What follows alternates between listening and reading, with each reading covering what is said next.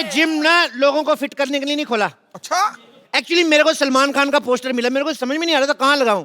फिर मेरे को आइडिया आया तो जिम में लगे हुए थे, फिर मैंने जिम खोल लिया। दो चीजों की बहुत जरूरत पड़ती है जिम खोलने के लिए, एक तो ताले की चाबी और दूसरा ताला खोलने के बाद अंदर की कुंडी।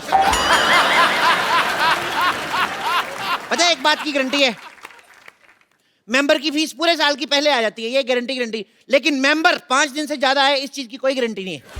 अरे यार चप्पू, मेरे को नहीं पहचाना। पहचान लिया है, मेरे को इतना मजा नहीं आया आपका मुंह देख के। मैं डॉक्टर मशहूर गुलाटी। अरे जा यार। अरे यार सेम ही है मेरे को यार, मैंने तेरे को बड़ा मिस किया, हैं? बहुत ज्यादा मिस किया। तेरे को पता, तेरे को और मेरे को छोड़ के ना सारे मोहल्ले में लोग पागल हैं। ये तो है। हम दो ही जेंटलमैन हैं। एक ये इतना सारा लोहा यहाँ क्यों पड़ा हुआ है? ये कबाड़ी की दुकान किसने खोली है? थप्पड़ मारना तेरे, जिम खोला है मैंने। क्या? तू जानता है कि तेरे दोस्त का यहाँ पे हॉस्पिटल है और तू लोगों को फिट करके उसे सड़क पे लेके आना चाहता? मैं अपना करियर बनाऊंगा, जैसे तुमने पंक्चर की दुकान खोल के डॉक्टर बन गए, मैं जिम खोल के इंजीनियर बनूंगा। तो ये स्टार्ट ही नहीं होता ये यार। स्कूटर नहीं है। तभी मैं सोच रहा हूँ चल क्यों नहीं रहा, ब्रुम ब्रुम कर रहा हूँ, हो ही नहीं रहा है। मैं इंजीनियर बनूंगा, मुझे तुम रोक नहीं सकते। ये मेरा दोस्त चप्पू बोल रहा है या उसके अंदर का पागल बोल रहा है? हाँ नहीं है। जब तक एक डॉक्टर बोलेगा एक जिम वाला सुनेगा, जब एक पागल बोलेगा तो दूसरा पागल सुनेगा। चप्पू ये धंधा अच्छा नहीं है मेरे लिए, तुम रिजाइन कर दो। नहीं, जाओ जाके चीन जाओ, उसके प्रधानमंत्री का रिजाइन लेके आओ। दिवाली हमारी छोटे छोटे बल्ब की लड़ियां वो बना रहे हैं, उनका रिजाइन लेके आओ। यार क्या पागलों जैसी बात कर रहे हो? इतने बड़े बड़े आदमी हैं, मेरे को उन्होंने आज तक कभी गाली नहीं दी, मेरे कहने पे रिजाइन क्या करेंगे वो? तो जाओ पहले इनका रिजाइन लेके आओ। अरे इन्होंने तो ऑलरेडी रिजाइन कर दिया है, अब तुम कर रहे हो। लोल लोल। याद करो चप्पू, हम दोनों को एक ही पागल सांड ने काटा था। सांड कभी काटता नहीं है। अब पागल सांड है, उसको क्या पता रूल है रेगुलेशन का, उसने मत पूछो। उस पागल सांड ने मेरे को काटा और आज देखो मेरे पास हॉस्पिटल है, 2 नर्सें हैं, 1 बेटी है। तुम्हारे पास क्या है? मेरे पास ना सुल्तान के 2 पास है, चले दोनों देखने चले। मजाक करने का वक्त नहीं है यार।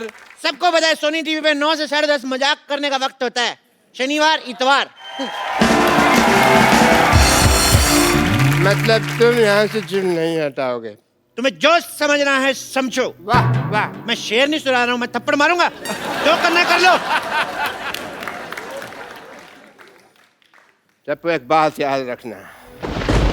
क्या? मैं डॉक्टर मशहूर गुलाटी, बल्कि छोटे लाल गुलाटी। जब किसी से दोस्ती करता हूँ ना तो जान भी दे देता हूँ, लेकिन जब दुश्मनी करता हूँ तो जान ले भी लेता हूँ। तेरी मैं जान लेकर मैंने पाजी, अब तो मैंने डॉक्टर से भी दुश्मनी कर ली। अब अगर मेरा धंधा नहीं चला ना, मैंने खुद डॉक्टरी खोल लेनी, फिर इसका धंधा बंद करना मैंने। ओह माय गॉड, देखो मैं डंबल कैसे घुमाता हूँ, बहुत ज्यादा शक्ति है मेरे में। जल्दी आओ ना बेटी।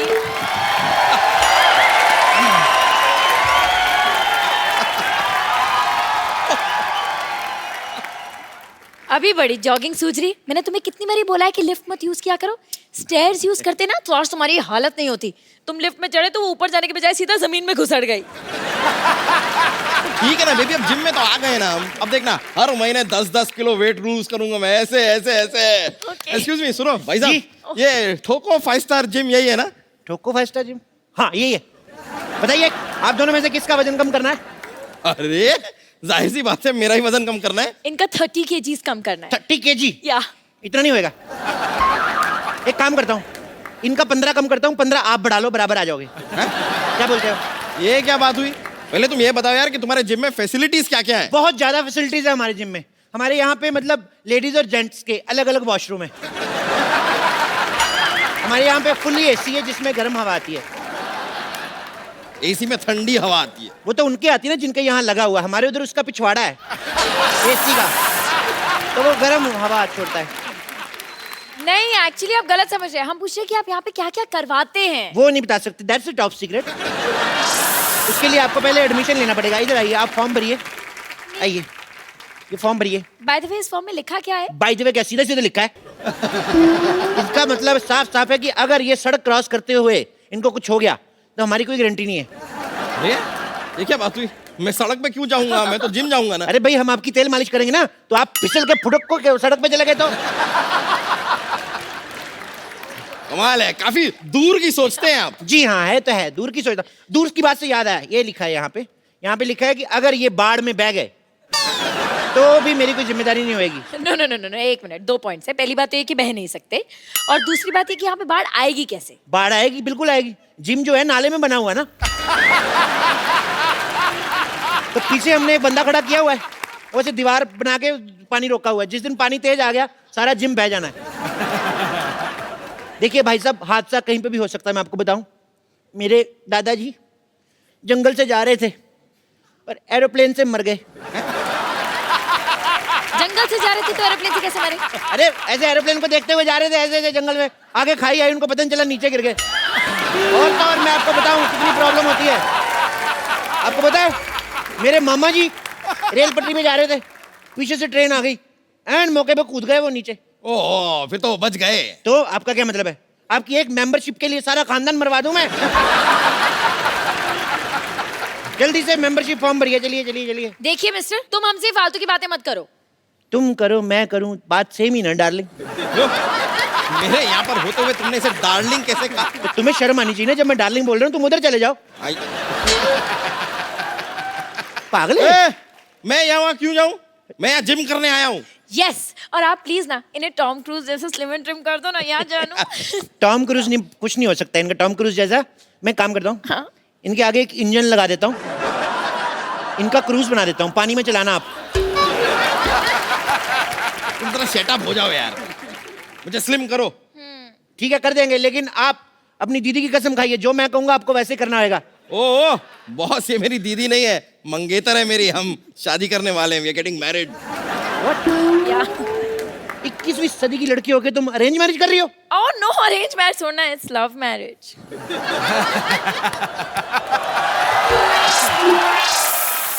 तो लगता है मोटू के पास काफी पैसा है। अरे नहीं नहीं नहीं, मैं तो इनके रेस्टोरेंट में वेटर था। अरे वाह, वेटर होके मालकिन फंसा ली। ओ प्लीज, ये तो बहुत शर्मीले ने, तो मैंने प्रपोज किया था। सिद्धू जी, मेरे को गोली मार दो, कलयुग पीक पे चल रहा है इस समय, बहुत ज्यादा काम खराब हो रहा है। ओह मिस्टर, तुम जरा अपने जिम पे ध्यान दो, समझे ना? ये शादी नहीं हो सकती। अरे ऐसे कैसे नहीं हो सकती?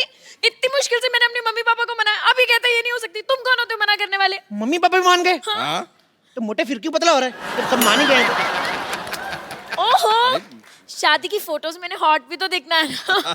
आओ मैंने स्लिम करो। चलो ठीक है, आओ हाँ। एक्सरसाइज शुरू करते हैं। ओके। चलो आ जाओ, आ जाओ आ जाओ आ जाओ। Come on, go. Let's start. तुम्हारे साइज का कोई डंबल भी नहीं मिल रहा है मेरे को यार। एक काम करो, अंदर जाओ, अंदर 2 बाल्टी पड़ी उठा के लेके आओ। बाल्टी? हाँ ठीक है। Baby, you can do it. Okay okay. सुनो मैडम, उस मोटे से क्यों शादी कर रही हो? मेरे से कर लो, मैं कुछ दिनों में इससे भी मोटा हो जाऊंगा। बोल के देखो तुम। क्या मोटे होने की बात तो है ही नहीं। क्या है? हम दोनों ना बचपन के दोस्त हैं, हमारे बीच में अंडरस्टैंडिंग है। मेरा राजू बचपन का दोस्त है, मेरी भी अंडरस्टैंडिंग है, मैं क्या उससे शादी कर लूं? नहीं, पर मैं तो रिक्की से प्यार करती हूँ ना। पर मैं तो राजू की बहन से करता हूँ ना। तो आप राजू की बहन से शादी करो ना। उसका पति नहीं मानेगा। वो शादीशुदा है। तो क्या 55 साल की उम्र तक कुंवारी बैठेगी वो? मेरा बचपन का प्यार है, जब मैं बच्चा था तो वो जवान थी। ए, ये क्या है? इस बाल्टी में तो भीगे हुए कपड़े हैं। उनको उधर जाके सुखाओ। तुम यहाँ पर मुझे जिम करवाओगे या तुमने नौकर रख लिया है मुझे? हाँ। यार तुम टेक्निकल चीज नहीं समझते हो। देखो, तुम कपड़े सुखाओगे, कपड़े तुम्हें सुखाएगा। पाबंदी सुनी जैसे को तैसा, सेम टू यू। गो, चलो। करूं? Come on, baby, you can do it. Yeah! Come on, baby. Go, baby. Go. हाँ। गो गो, फट जाओ इधर। मैं बोल रहा हूँ अभी भी वक्त है, उसको छोड़ के मेरे साथ शादी कर लो। ऐसा कभी नहीं होगा, इट्स अ क्लियर नो। मैं मांगलिक हूँ। तुम मांगलिक हो? हाँ। तो पति सांडिक क्यों ढूंढा है?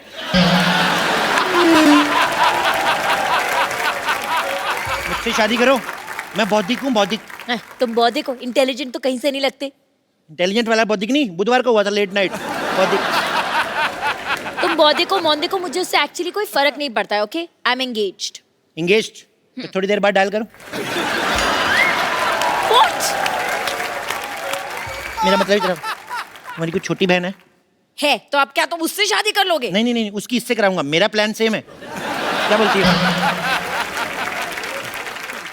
हाँ यार, एक बात बताओ, ये किसके कपड़े थे? धुलने के बाद भी इतनी बदबू आ रही है कपड़ों में से। अरे नहीं नहीं, कपड़े साफ थे, वो पानी गटर का था, उसमें आती होगी।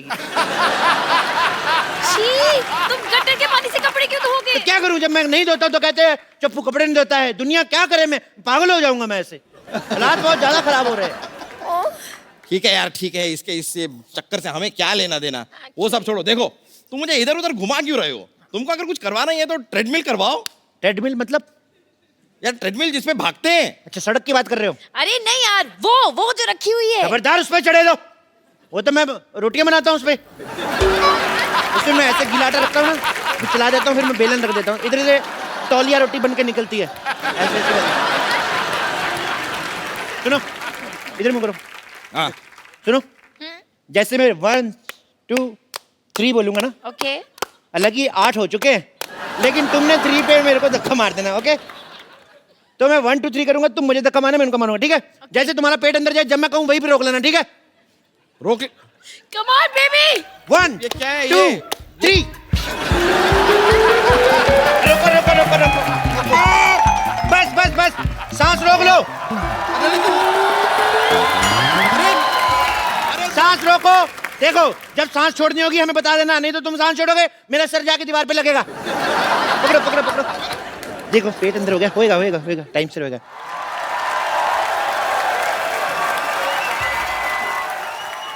मारो। एक मिनट, आप एक काम करिए, आप उधर ट्रेडमिल पे चलिए, हाँ, चलिए। मैं- आप साइकिल चलाइए, आइए। चलो चलो चलो, पतले, शाबाश बेबी, चलो जी। करो बेबी। क्या कह रहे थे आप? मैं कह रहा था मारो। मैंने तुम्हें मारने को कहा, तुमने मुझे मार दिया। मुझे मारो तो इससे कहो ना कि मुझे मारो, मुझे मारो। अच्छा बोलो, मुझे मारो। मुझे मारो। मुझे मारो। मुझे क्यों मार रहे हो? तुमने खुद ही तो कहा मुझे मारो। मैं क्या बोलूंगा, खराब केले शौक से खाने वाले। एक मिनट, मैं बोलती हूँ। 1 लाख रुपए ले लिया, बोलता था स्लिम कर दूंगा। 1 लाख रुपया ले लिया। 1 लाख रुपए की शक्ल देखी कभी? 1100 रुपया दिया था मेरे को, वो भी एक नोट फटा हुआ था, एक नकली था।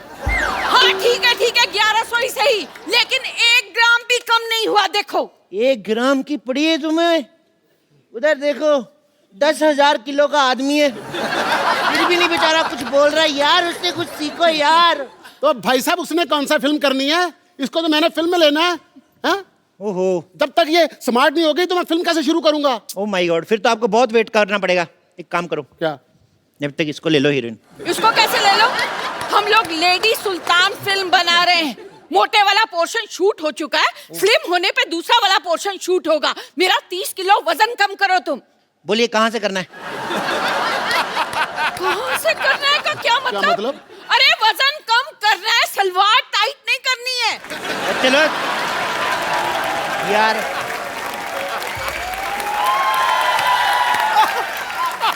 सलवार टाइट भी हो जाएगी तो भाई साहब पहन लेंगे, उसमें क्या है? भाई साहब को पहन लेगा, मैं उसका हस्बैंड हूँ, उससे छोटी बहन हूँ मैं। ओ भाई, या तो उसका वजन कम करो, नहीं तो हमारे पैसे वापस करो। पैसे कैसे दिए? साफ साफ लिखा हुआ है, लिए हुए पैसे नहीं दिए जाएंगे। कहाँ लिखा है? दिखाओ मुझे। इधर कहाँ देखो, लिखा है? ये लो, ये देखो, ये लिखा हुआ है, लिए हुए पैसे दिए नहीं जाएंगे। झूठ बोल के धंधा थोड़ी करना भाई। अरे जेब में रखने से कैसे दिखेंगे? बाहर चिपकाना चाहिए ना बोर्ड पे। चिपका ही नहीं सकते, वहां देखिए साफ साफ लिखा है, यहाँ पोस्टर चिपकाना मना है, और पोस्टर लगा तो हुआ है। पर कोई बात नहीं, आप कस्टमर है, मैं आपका काम करके दूंगा। बताइए कितना कितना वजन कम करना है? 30 किलो। आपका 30 किलो? आपका एक कूला हटा दूं? और इससे एक प्रॉब्लम है, ठुमका आपका एक साइड वाले लगेगा, दोनों साइड नहीं होगा। आप पहले मेरा दूल्हा कम करिए। ओ माय गॉड, एक का कूला करना है, एक का दूल्हा करना है, मेरे को प्रॉब्लम बड़ी ज्यादा है यार। इधर आओ, इधर आओ, एक लाइन में खड़े हो जाओ। अब जो कहूंगा वही करना, ठीक है? हाथ जोड़ो, ऐसे जोर से बोलो, हे भगवान, हे भगवान हमें पतला कर दो। हमें पता कर। ये क्या करवा रहे हो हमसे? प्रार्थना में बड़ी शक्ति होती है साहब। जानू ये ऐसे नहीं मानेगा, फोन करो पुलिस को। अगर तुम लोगों ने पुलिस बुलाई, मैं अपनी पुलिस बुला लूंगा। अपनी पुलिस बुलाने को तेरा खुद का कमिश्नर है क्या? हाँ, जानू मुझे पागल लगते, चलो यहाँ से चलते हैं। चलते कहाँ हैं? 6 बज गए, जिम बंद हो चुका है। अभी जिम खुलेगा तभी जा सकते हो, पतले होके जाओगे।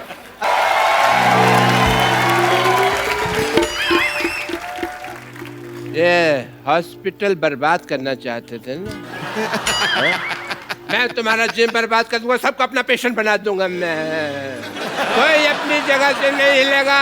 आप तो खुद तो हिल रहे हो। रूल सबके लिए सेम होना चाहिए, दिस इज नॉट फेयर। मेरे पास बंदूक है, समझ आए? मेरे लिए सेम है, मैं हिल सकता हूँ। मेरा हॉस्पिटल बर्बाद करना चाहते थे ना, मैं तुम्हारा जिम बर्बाद करके सबको अपना पेशेंट बना लूंगा, देख लेना। डॉक्टर साहब, इन बेकसूरों के हाथ पैर तोड़ के आपको क्या मिलेगा? ओ भाई, ओ बेकार में क्यों उसको आइडिया दे रहे हो? डॉक्टर साहब, हाँ जी। मैं अपनी वाइफ को ऐसे मोटे फिल्म में ले लूंगा, प्लीज मुझे जाने दो। हाँ, मैंने भी तुमसे कितनी बार कहा है कि मुझे मोटा होना कितना पसंद है। मैं तो अपने मोटापे से बहुत प्यार करता हूँ। अब मुझे तो जानू मोटे ही पसंद है, मैंने तो उनसे मोटे ही शादी करनी थी ना। पतले हो गए तो हाथ पैर टूट के तो और गंदे लगेंगे। ला। मैंने तुम लोगों को कुछ नहीं कहना, डोंट वरी। मैंने तो इस पे गोली रख के ना, ये चप्पू को मारनी है, इसके सीने पे सीधे ऐसा करके मारनी है मैंने गोली।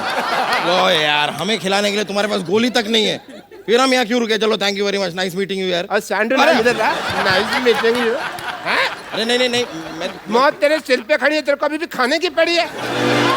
तो यहाँ से स्पेन क्यों नहीं चला जाता? लाल चड्डी वाले के पीछे भाग दो आराम से, सांड बन के। बेबी, मैं भी साथ चलूंगी। नहीं, आप नहीं जाना। अरे एक मिनट, आपने नहीं जाना। अगर लाल चड्डी वाला आपके पीछे भाग गया तो प्रॉब्लम हो गया। आपने नहीं जाना। अरे सुनो, अगर कोई भी मुझे छोड़ के भागा, मैं उसको गोली मार दूंगा। ये नहीं, देखो ये क्या है? ये क्या तरीका तेरे है? पास बंदूक है? ये क्या है फिर? हाँ, तो इसके कपड़े धोएगा, गोली मार इसे। उधर जाओ, इधर नहीं मारना। आप आसपास से गोली नहीं मारनी। मारो उसे, मारो। मैं तुम लोगों को गोली मार दूंगा। कोई नहीं रहेगा। ये तो मेरे लोग हैं। मैंने तुम लोगों को गोली मार देनी है। नहीं। हाँ। अगर तुमने कोई भी हल्ला किया, मैं तुम्हारे रिश्तेदारों को गोली मार दूंगा। मेरे नहीं, तुम्हारे लोग हैं भाई। क्या? तो फिर मैं तुम्हें गोली मारता हूँ। पहले मैं गोली मारूंगा। अगर तुमने गोली मारी तो मैं तुम्हारे शोल्डर पे मार दूंगा।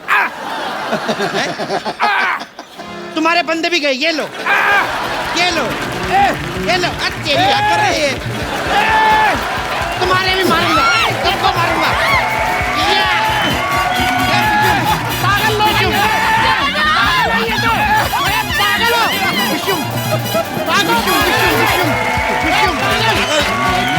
अरे चलो।